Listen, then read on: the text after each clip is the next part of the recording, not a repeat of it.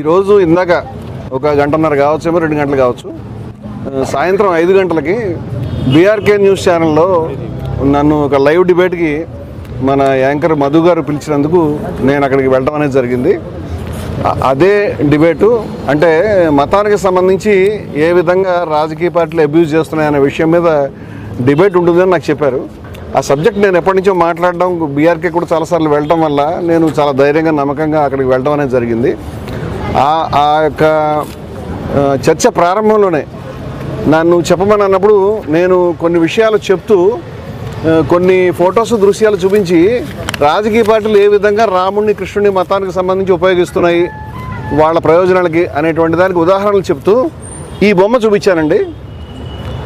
ఇది ఒక paper cutting. ఇది ప్రధానమంత్రి మోదీ గారు ఇటీవల హైదరాబాద్ వచ్చినప్పుడు ఆ పార్టీ కార్యకర్తలు వారి అభిమానులు కావచ్చు, దీంట్లో కృష్ణుడి యొక్క విశ్వరూప సందర్శన చిత్రం అండి. దాని ప్లేస్లో కృష్ణుడికి అనేక ముఖాలు ఉన్నట్టుగా ఉంటుంది. నేను Hindus for plurality and equality సంస్థ ప్రధాన కార్యదర్శిగా, గౌరక్ష సేవా సమితి యొక్క అధ్యక్షునిగా, హిందుస్థానీ గౌరక్ష సమితి యొక్క అధ్యక్షునిగా, జయభారత్ యొక్క జాతీయ ప్రధాన కార్యదర్శిగా నేను ఆ చర్చలో పాల్గొంటున్నాను.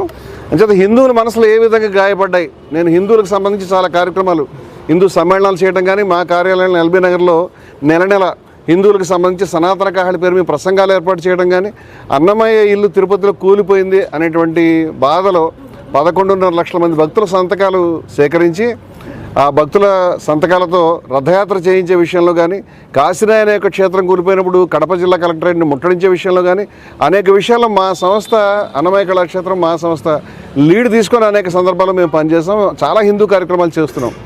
జిఆర్ స్వామి గారి ఆశ్రమంలో కూడా ఒక పెద్ద సభ హైందవ భక్తి కళా సమ్మేళనం ఏర్పాటు చేసి నేను అధ్యక్షత వహించడం జరిగింది స్వామివారు పాల్గొన్నటువంటి కార్యక్రమంలో. అలాగే అనేక మంది హిందూ పెద్దలు మా సభల్లో మా కార్యక్రమాల్లో పాల్గొంటూ ఉంటారు. అందువల్ల హిందువుల మనసులు గాయపడినప్పుడు మేము మాట్లాడతాం. అంచేత రాముడికి సంబంధించి మోదీ గారు దారి చూపిస్తున్నట్టు, రాముడి మీద మోదీ గారు మీద రాముడే తలవాల్చి పడుకున్నట్టు, అలాగే ఫ్లెక్సీలు కటౌట్లో రాముడిని మోదీని కలిసి వాడడం, అదేవిధంగా హర్ హర్ మోదీ ఘర్ ఘర్ మోదీ అంటే హర్ హర్ మహాదేవ్ నినాదానికి బదులు, అంటే మనం ఇక్కడ ఏడుకొండలవాడ వెంకటరమణ గోవింద అని అంటాం కానీ దాని ప్లేస్లో మరొక రాజకీయ నాయకుల పేరు పెట్టాం. అదేవిధంగా హర హర మహాదేవ్ అనేటువంటి స్లోగన్లో హర హర్ మోదీ ఘర్ ఘర్ మోదీ అని వాడడం, ఇలాంటి విషయాల పట్ల నేను అభ్యంతరం వ్యక్తం చేస్తూ పిక్చర్లు చూపిస్తున్నప్పుడు ఈ పర్టికులర్ పిక్చర్ చూపించారండి. హైదరాబాద్లో కృష్ణుడి యొక్క విశ్వరూప సందర్భంలో భగవాన్ శ్రీకృష్ణ పరమాత్ముని యొక్క కోట్లాది మంది భక్తుల యొక్క ఆరాధనీయమైనటువంటి వ్యక్తి యొక్క ఆ శ్రీకృష్ణుని యొక్క దేవునిగా భావించేటువంటి కోట్లాది మంది భక్తులు కూర్చేటువంటి ఆ చిత్రపటంలో కృష్ణుని యొక్క శిరస్సుని తొలగించి ఆ ప్లేస్లో మోదీ గారి శిరస్సు పెట్టడం అనేది మా మనసును కలిచివేసింది. దీన్ని నేను ఖండిస్తున్నాను. ఆ సమయంలో నా ముందు కూర్చున్నటువంటి కశ్యప్ రెడ్డి అనేటువంటి వ్యక్తి, ఆయనతో నాకేం పూర్వపరిచయం కూడా లేదు. ఆయన ఒక్కసారిగా లేచి నా పైన దాడి చేసి చెప్పుతో పదే నన్ను ఇక్కడ కొట్టి చంపేస్తానని గట్టిగా అరవడం అనేది జరిగింది. అది వేలు చూపిస్తూ ఆ తర్వాత కూడా చాలా బలంగా కొట్టాడు. ఆయనని యాంకర్ మధు గారు, అదేవిధంగా చర్చలో పాల్గొన్నటువంటి తిరుపతి రెడ్డి గారు బీజేపీ పార్టీ ప్రతినిధి, నా మిత్రులు వారు, అదేవిధంగా అక్కడ ఉన్నటువంటి సిబ్బంది చాలామంది ఆయనను అడ్డుకొని ఆపకపోయి ఉంటే కనుక అతను దాడి ఆపే విధంగా లేడు. అతను పదే నా మెడభాగంలో, నా సమస్య ఏంటంటే ఇక్కడ నాకు సర్జరీ చేయించుకోవాలి ఇమీడియట్గా, నాకు కార్డ్ కంప్రెషన్ అనేటువంటి సమస్య ఉన్నది. దాన్ని కంప్రెసివ్ మైలోపతి అంటారు వైద్య పరిభాషలో.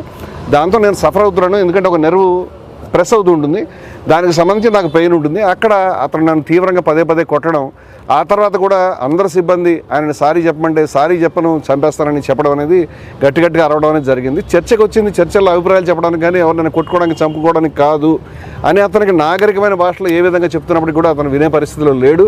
గతంలో కూడా ఆ వ్యక్తి బీఆర్కే ఛానల్లోనే 1-2 సార్లు చర్చలకు రావటం, అంతకుముందు గోవుకు సంబంధించిన చర్చ జరుగుతున్నప్పుడు బలంగా అతను చేతులు చూపిస్తూ మా వైపు నరికేస్తా చంపేస్తా అని మాట్లాడినటువంటి సందర్భాలు కూడా గతంలో జరిగినాయి.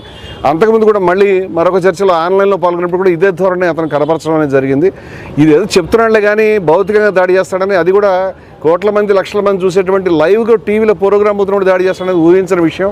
ఈ విధంగా బరి తెగించి దాడి చేయడానికి అతనికి మరి అటువంటి వ్యక్తి ఏ రాజకీయ పార్టీని కానీ, ఏ విలువల్ని కానీ, ఏ మతాన్ని కానీ, ఏ వ్యవస్థను కానీ, మన మతంలో పరిత్యాగం ఉంది, మన మతంలో విద్వేషరాహిత్యం ఉంది, హిందూ మతంలో కరుణ ఉంది, పరిత్యాగం ఉంది, నిర్మోహత్వం ఉంది, ఎన్నో గొప్ప విలువలు ఉన్నాయి.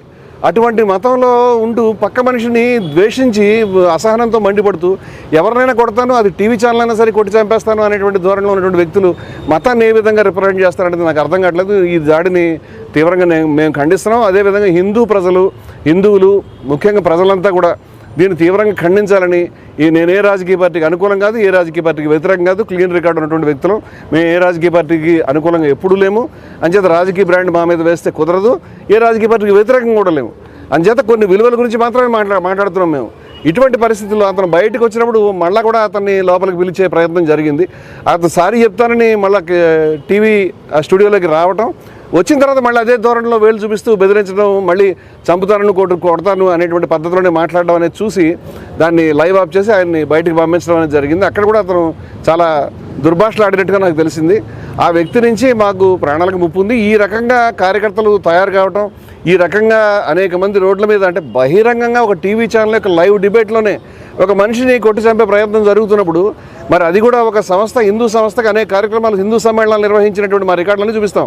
హిందూ సమ్మేళనం నిర్వహించిన వ్యక్తికి ఒక బయట ఛానల్స్లోకి వెళ్ళి మాట్లాడుతున్నటువంటి నేను ఒక రచయితని, ఎంతో కొంత మంచి పేరు ప్రతిష్ట ఉన్నటువంటి వ్యక్తి మీద అందరి ముందు ఈ సమక్షంలో దాడి చేయడానికి ప్రయత్నం, దాన్ని కొట్టి చంపుతానని చెప్పేటువంటి విధానం జరుగుతున్నప్పుడు రాష్ట్రంలో ఎక్కడ రక్షణ ఉంటుందో? ఇటువంటి వ్యక్తుల్ని పౌర సమాజం దూరం పెట్టాలి, ప్రజలు దూరం పెట్టాలి. అటువంటి వ్యక్తిని కఠినంగా ఆ వ్యక్తి మీద నాకు ఎటువంటి కోపం కానీ, ఎటువంటి ద్వేషం కానీ వ్యక్తిగతంగా ఏమీ లేవు. కానీ కొన్ని విలువలకు సంబంధించిన మనం పనిచేస్తున్నప్పుడు ఇటువంటి వ్యక్తుల్ని బయట అలౌ చేస్తే కనుక సమాజం అనేది చాలా ఇబ్బంది పడుతుంది, చాలా తీవ్రమైనటువంటి పరిస్థితి వస్తుంది అనేటువంటి అభిప్రాయంతో ఈరోజు నేను పోలీస్ స్టేషన్లో ఇక్కడికి వచ్చి బంజారాహిల్స్ పోలీస్ స్టేషన్లో కంప్లైంట్ చేయడం జరుగుతుందండి. దీనికి సంబంధించి రేపు